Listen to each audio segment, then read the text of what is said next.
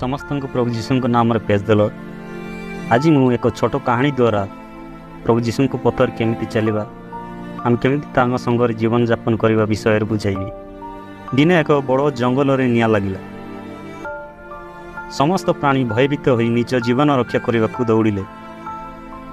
सेठार एक छोट पक्षी मध्य थिले जे निज बसा जलुवा देखि बहुत दुखित हेले एवं समस्त निज जीवन बचाइबा दौड़िले।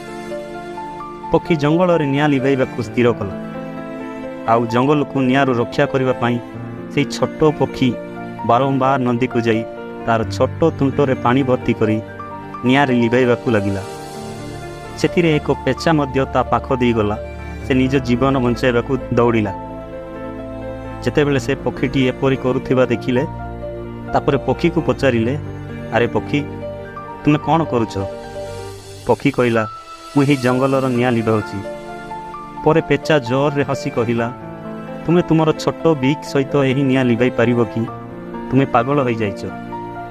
पक्षी कहला, हाँ मु जाने निआ भयंकर, किंतु जदि मु याको लिभाइबा चेष्टा भी करिबि नाही ताहेले ए मूर्खामी नुहे कि बोली कहला। पेचा वर्तमान जहा कहला सिथिपाई से लज्जित हैला एवं से पक्षी सहित निआ लिभाइबारे ताकू साहाय्य कला।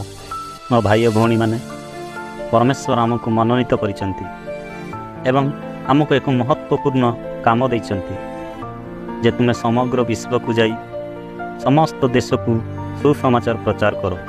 आमको परमेश्वर तांको सेवक कहिसंती जदि आपण अन्य को परित्राण को आनिबा चेष्टा करंती नाही तेबे आपणकर परित्राण संदेह रे अछि।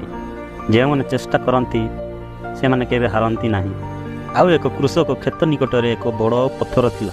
सेही पत्थरटी को हटाइबाकू एवं एहाकू चाष करने चाहूले, किंतु टंका अभाव हेतु से सही पत्थर भांगिबा पई श्रमिक पाइले नाही। सेतिपई से खेत में काम करने पूर्वर प्रतिदिन पत्थर भांगिबा पई हातुड़ारे से पत्थर को आघात करुथिले, किंतु पत्थर एते कठिन थिला जे एहा भांगिबार नाम नेउ नथिला। अनेक दिन धरी से केवल पत्थर उपरे हातुड़ा मारिबा लागिथिले। दिने से भाविला जे यही पत्थर आउ भांगिब नाही, तेणु एहाकू छाड़ी देबा उचित एवं से साहस हराइबाकू लागिले। आउ बहुत दुखित रे बसी पड़िले। से भाविले जे आउ याकू भांगी पारिबि नाही। सेही समय रे सेही कृषक पुओ आसी सेही हातुड़ा को उठाई पत्थर उपरे आघात कला एवं गोटे आघात रे पत्थर भांगीगला। यह देखि कृषक बहुत खुशी हेले एवं पुओ को आलिंगन कले। भाई और भौणी माने कृषकों पुओर हाथ में कौन सी जादू नथिला। जेतेबेले से कृषक से पत्थर को आघात करुथिला सेतेबेले से भीतर पटे सब भांगी जाइथिला एवं आउ किछि समय ताकू आघात करिथांते ताहेले से पत्थर से कृषक ही भांगी थांता, किंतु से सेठी हार मानिगले आउ से पत्थर को छाड़ी देले। सेतिरे ता पुओ आसी गोटे हातुड़ा मारिला आउ से पत्थर भांगीगला। मोर भाई और भौणी माने आमर समस्या भी एपरी। आमे को काम करवा बेले जदि आमे साहस हराई दो जे काम आमे करि परिबु नाही सेतेबेले आमे केबे भी पुनर्वार्ता को चेष्टा करि न था। किंतु भाई माने जेउ माने चेष्टा करंती से माने केबे हारंती नाही। विफलता जेते बड़ हेउ जदि आमे सफलता सहित प्रयास करू तेबे आम पाई सेटा होई जिवो। उठ एवं पुनर्बार चेष्टा करो।